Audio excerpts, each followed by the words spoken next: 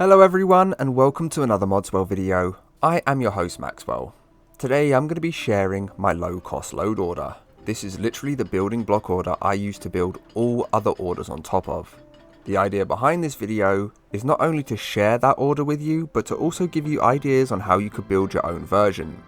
I've created a branching order in the description for you to build on with your own style. They currently sit at between 1530 and 2020 megabytes depending on which options you take. I'll admit they aren't exciting orders, but that really isn't the point. They're orders that work great and they're easy to improve with tons of space. For the sake of the video, I'm actually using the cheapest possible setup of the two to show that cost isn't everything. The reason I really wanted to do this is because we seem to be getting more and more huge DLC sized mods. For example, over the last few weeks we've received Beyond Reach, Legacy of the Dragonborn and interesting NPCs, all of which will set you back a huge chunk of that 5GB allowance. Once your low cost build is ready, these mods will become massively more accessible to yourself, and as a nice cherry on top, building all your orders will become so much easier as well. I do understand this isn't something that will bother most of my PC viewers, however, it might be interesting for you to see how the other half live and, all the hoops that we have to jump through to get a working load order. Before we begin, I do suggest that we do this in a very specific way. Open up a load order spreadsheet. You will find mine in the description below. Use this to create your own sheet so you can keep up with the combined cost of the mods. This is just going to let you know if you need to be more or less frugal with that reserve space. In essence, you might sit there and think you could spend more in your favourite area of modding when you look at the total. For me, I tend to insert my mods in a way where the must-haves are put in first, and then my favourites. After that, I'll fill the space as required. You'll see where you might want to insert more mods using mine or anyone else's spreadsheet. This advice goes for any order you're making too, not just the low cost one we're making today. I'll start with the contentious pick, the unofficial patch. This mod is going to be used to fix up all of your potential vanilla bugs, and it works as a master file to help other mods act correctly. However, of late there has been a movement in which mods that originally required USSEP now don't.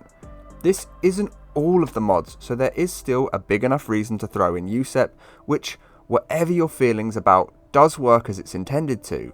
That being said, I have left it out because I'm trying to save space here and don't find many bugs that make my game harder to play. One main thing to note here though is check which of your mods require it and if there is another version that doesn't. For example, Alt Start will always require USSEP, however, you could swap across to one of several mods that do similar things and they don't need USSEP to work.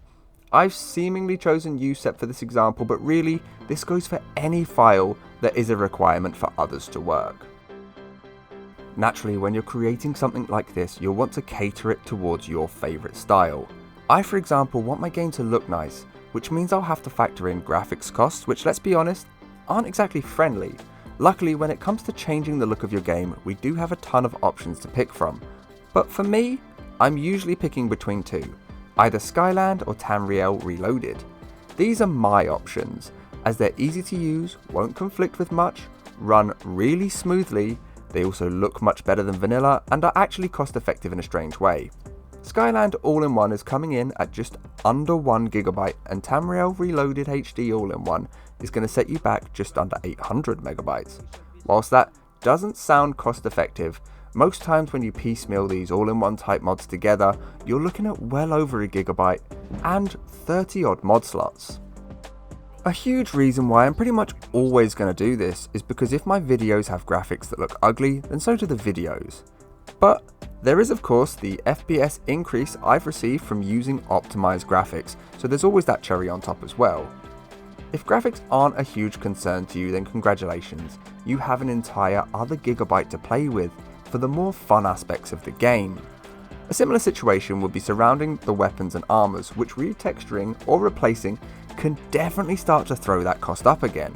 Old Kingdom as a setup is the most complete, however, there are several ways to save space here with the likes of Leanne Wolf's better shaped weapons or believable weapons coupled with realistic bows, being a really cheap setup for that offensive side. When it comes to the armors, you will just end up spending a fair amount for sure. Personally, I've been using the Simply Realistic sets, which look fantastic and come to under a gigabyte, but if I'm looking to save space, I would likely use the aforementioned alongside the new Variations 1K. Graphics are definitely an area that you will end up spending on, as it covers so much of the game. But one tip I try and tell people a ton is to choose textures that actually suit each other. Next gen characters look terrible when surrounded with previous gen architecture or landscapes, so remember, somewhat match those qualities. I will leave my setup for this in the description, but of course there are more cost effective ways to go than I have, but I also want to show off what's possible when you still spend that little bit. When I sat down to write this script, I figured I would have a ton more to talk about when it came to creating this functioning foundation of an order. Realistically, most other aspects of modding aren't going to be insanely expensive and are more about what kind of game you're trying to create.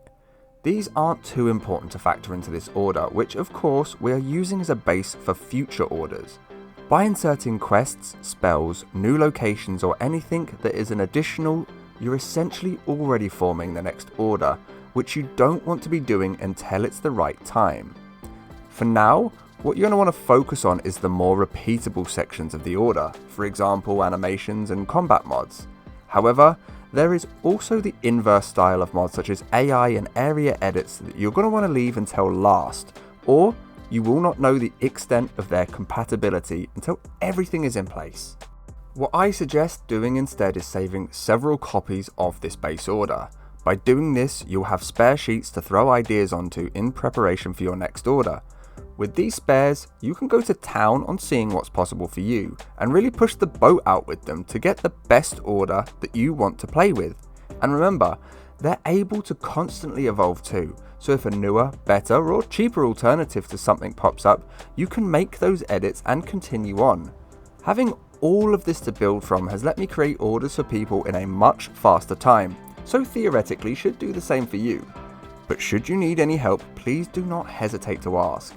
And if you've made something you're proud of, then please do share that in the comments too, so people can see other variations of what's possible here. Creating orders on the Xbox can be hard, only made worse by 5 GB of reserve space and so many options, including some that take up half of that 5 GB right away. Hopefully, this video is going to help you create your own perfect low-cost order that you can throw those massive files into with absolute ease and get the best experience out of your game repeatedly. And on that, I'm going to call it. I have left an example order in the description that could easily be used or built around to create your optimal version of the same thing. I've also left links to my Discord server where you'll find me more easily, as well as a ton of other very knowledgeable people.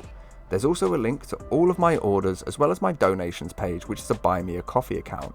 There's no pressure on this at all, of course, but all proceeds do go back into making the videos better. This video has been a little bit different from what I usually make, so hopefully it's been helpful. If it has, I would really appreciate those likes, comments, and of course subscriptions. They really do help me with YouTube's algorithm. Either way, thank you for watching, and I hope to see you in the next one.